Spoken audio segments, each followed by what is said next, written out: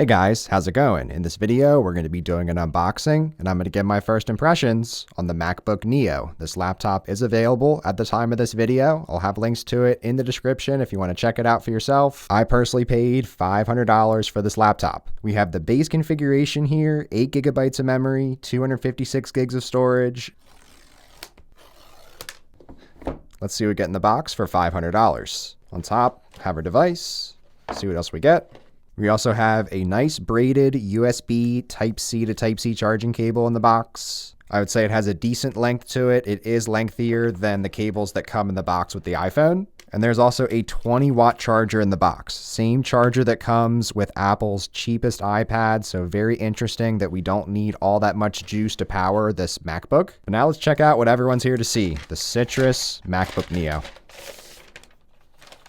I have never owned a laptop this color before, so not really sure what to say, but as far as a MacBook itself, it has a nice rounded feel on the corners. Compared to a MacBook Air, it's similar weight. So we're coming in at 2 pounds, 11 ounces. And having a metal build on this all around, definitely appreciated at this price range. As far as our ports, we have just 2 Type-C ports on this. One of them is a USB 3 and one is a USB 2. So one of them is a lot more useful than the other, but glad that we do have at least 2 Type-C ports on this, as well as a headphone jack. And there's also a dual speaker setup on this. We've got some color matching rubber feet on the bottom. Let's go ahead and check out this MacBook Neo.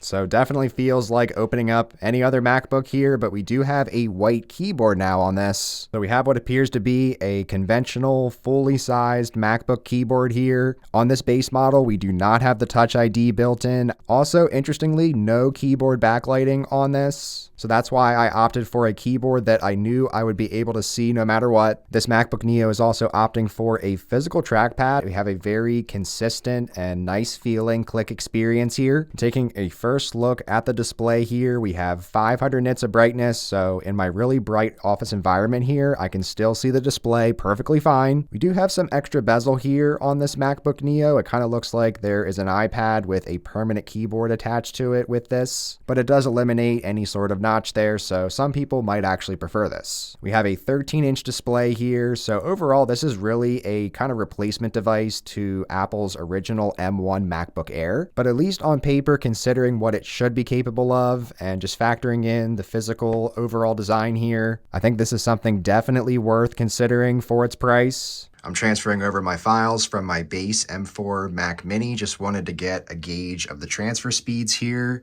It's actually going pretty quick on this. And it now just jumped up here. So it got close up to a gigabyte per second. So really good transfer speeds here, actually. And it's been a couple hours now since I first started using this MacBook Neo. And overall, must say, very impressed with this device for the price. As far as the display here, really enjoying the screen. We have a bright 500 nit display here, not the brightest that Apple offers, but for just your average everyday use indoors here at least, I can see the display perfectly well enough even in my bright office environment here. We have a very good resolution on this. This is coming in at 2408 by 1506 resolution. We do, of course, have a slower 60 hertz refresh rate, but at this price, honestly, I'm not seeing it as a deal breaker. I can still run some of my games perfectly smooth here, 60 frames per second. We still have pretty good smooth performance here, honestly. So I know in the past I've been very critical of devices with 60 hertz refresh rate displays, mainly the MacBook Air, because that is a $1,000 laptop, not as good of a display compared to what else is on the market, but at half the price now at $500, the 60 hertz, it is noticeable just as someone who uses a lot of devices with a 120 hertz refresh rate. As far as just your general navigation performance-wise, seems to be perfectly smooth here. Let's jump over to apple.com. So loads fine here. I can personally notice the 60 hertz refresh rate. I know it's not a big deal to everybody out there, but as far as your performance, it's looking pretty good here. Let's jump over to Samsung.com, pretty intensive website. That loaded up very quickly on this. So this is also looking pretty good here performance-wise. Initially, the 13-inch size has been more than large enough for this form factor of laptop. It's been really enjoyable to just carry around the house. And I've also been really enjoying the keyboard experience on this initially. So let's do a typing test. go ahead and do a speaker test of the MacBook Neo.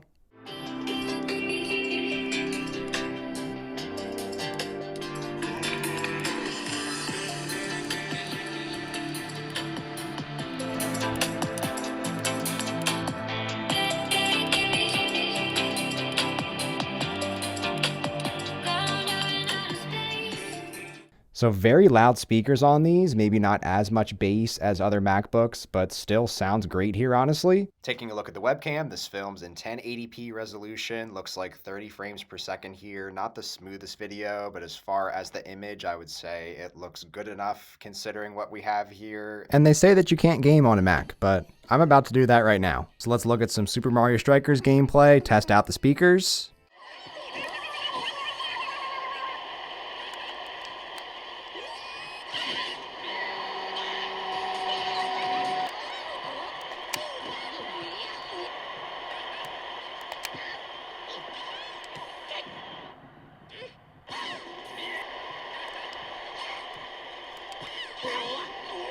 Not a lot of highlights to show from that game, but overall very smooth performance is really the point of this on this affordable of a device.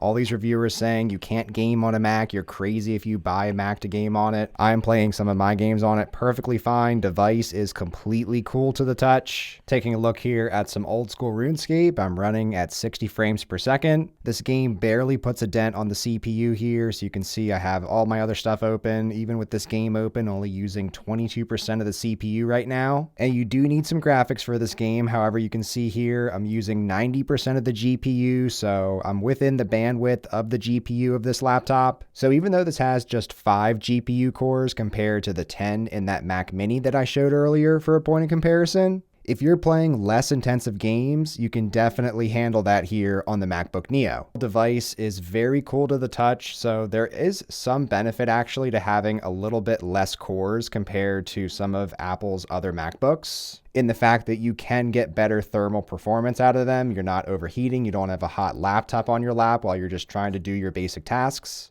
And after doing an obligatory video editing test, I can confirm here that I'm getting very good video editing performance. This was 4K 60 footage. I was able to very easily edit this video as I would any other video that I make. Maybe a few dropped frames while editing in real time. But this has honestly been a very eye-opening experience for me personally, because based on what I've done with this today, I could definitely get by with this MacBook Neo for all of my personal needs. Really, one of the only areas where I think this MacBook Neo might lack compared to a MacBook Pro is something like a render time. So I'm going to go ahead, process out this video. So I missed this in real time, but looking back at the footage, I was able to render this 10-minute 4K 60 video in about 13 minutes. So yeah, maybe my MacBook Pro could do it in 5 minutes. But when considering this whole package here, losing a few minutes on a render is definitely not a concern. So overall, first impressions, I'm very impressed with this MacBook Neo. For the price, everything you're getting here, this is an excellent feeling device to take around and carry with you.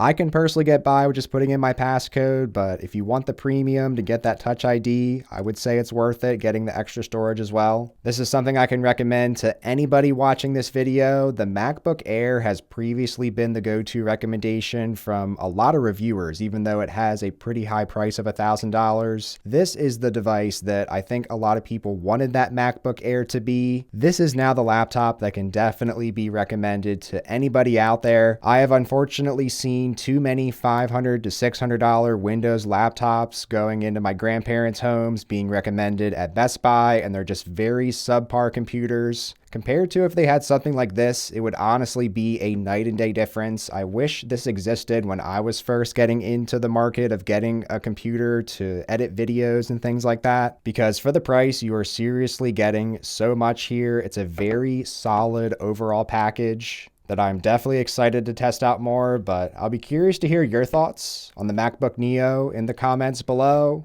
Let me know if you want to see any more videos on this. Be sure to give a like on your way out, and thanks so much.